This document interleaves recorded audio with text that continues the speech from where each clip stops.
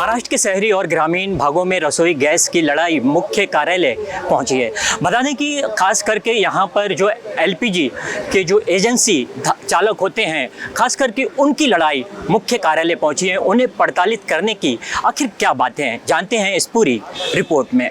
HPCL में हमारा निवेदन, एक तो जो लोग ऑनलाइन बुकिंग नहीं कर पाते, अशिक्षित हैं, जिन्होंने शिक्षा ग्रहण नहीं की, जो 80 साल के हैं, जिनकी ई-केवाईसी नहीं हो पा रही है, उनमें महिलाएं बड़ी संख्या में हैं, क्योंकि उज्ज्वला का कनेक्शन महिलाओं को मिला हुआ है, उनके पास ओटीपी नहीं आती है। तो हमने उनसे निवेदन किया है कि उनको रिलैक्सेशन दीजिए और उनको, जो लोग बुजुर्ग हैं जिनकी ई-केवाईसी संभव नहीं है, उनको ऑनलाइन और ओटीपी के बिना सिलेंडर देने का प्रावधान करिए। और उन्होंने एचपीसीएल ने विचार करने का हमें आश्वासन दिया है। और क्या क्या मांग थी आपकी? नहीं, हमारी मांग, एक तो प्रमुख मांग थी, दूसरा ग्रामीण में बड़ा भेदभाव है कि ग्रामीण उपभोक्ता को 45 दिन बाद, शहरी को 25 दिन बाद, और एक ही शहर में हमने ये देखा कि जैसे मुंबई के आसपास कोई जिला है, वहाँ ग्रामीण और शहरी दोनों वितरक हैं और एक ही फ्लैट में दोनों रहते हैं। तो ग्रामीण वितरक से जिसने कनेक्शन लिया है उसको 45 दिन बाद रिफिल मिलती है, शहरी को 25 दिन बाद मिलती है। तो हमने कहा ये आर्टिकल 14-15 जो कॉन्स्टिट्यूशन ऑफ इंडिया में है कि सरकार किसी के साथ जाति, धर्म, जन्म स्थान के नाम पर भेदभाव नहीं करेगी, ये क्लियर संविधान का वायलेशन है। तो उन्होंने इस पर भी विचार करने का हमें आश्वासन दिया है। भारत पेट्रोलियमच्या ईडीच्या ऑफिसच्या समोर आपण पूर्ण महाराष्ट्रातले पूर्ण डिस्ट्रीब्युटर आलेले आहोत,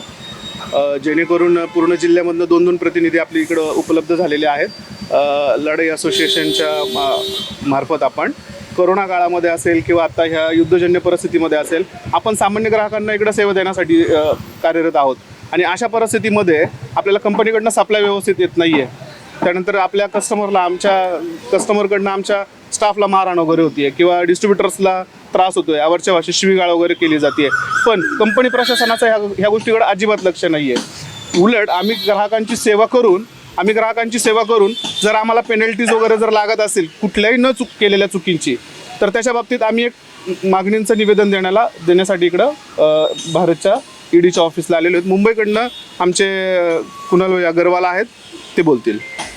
नमस्कार, मी भारत पेट्रोलियमचा डिस्ट्रीब्युटर आहे मुंबईचा, आणि आमचे जे असोसिएशन आहे एलपीजी डिस्ट्रीब्युटर असोसिएशन ऑफ इंडियाचे वरिष्ठ लोक आलेत मुंबईला आमचे बीपीसीएलचे ईडी ऑफिसमध्ये भेटायला आणि निवेदन द्यायला का गेल्या 2 महिन्यापासून जे युद्ध स्थितीमध्ये जे आमचे डिस्ट्रीब्युटर कामं करतात आणि त्यांना काय काय त्रास होत आहे, आणि त्या त्रास घेतल्यानंतर आणि आपले सगळे कस्टमरला व्यवस्थित आपला संडे सोडून आणि सुट्टी सोडून जे काय आमच्या घरी दुसरे प्रोग्राम वगैरे आहेत ते सगळं कॅन्सल करून आम्ही आपले जे कस्टमर आहे त्यासाठी आपला सेवा देतो आहे।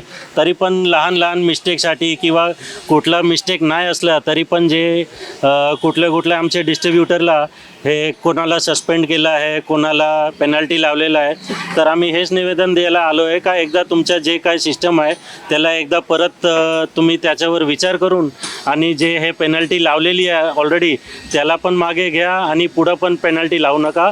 आणि जे काय प्रॉब्लेम्स असेल ते प्रॉब्लेम आमचे जे डिस्ट्रीब्युटर संघ आहेत त्यांच्या संगती बोलून ते आपण दुरुस्त करून लोकांना आता परत सेवा द्यायला अपन हे करू सकते हैं। इश्यूज हो रहे रूरल में जो सीनियर सिटीजन हैं बुकिंग के लिए, ओटीपी के लिए, बाकी हमारी जो 10 साल से कमीशन भी नहीं बढ़ा है उनके लिए, उसके लिए भी उनको बोला है कि एक ही बार कमीशन बढ़ाए, तो उसमें भी आप सिफारिश करिए गवर्नमेंट को कि इनका कमीशन बढ़ना ज़रूरी है ताकि ये अपना व्यवसाय जो है ठीक तरह से चला सके। तो ये सभी जो चीज़ें, जो समस्याएं अभी जो 2 महीने से हमको सता रही है, जो लोगों को, ग्राहकों को भी जो इशू आ रहे हैं, तो उसके बारे में भी सभी डिटेल में हमने 6 पन्ने का निवेदन उनको दिया है आज। तो अभी उन्होंने आज तो स्वीकार किया है और वो मीटिंग के लिए उनको बोला गया है जल्दी से जल्दी कार्रवाई के लिए।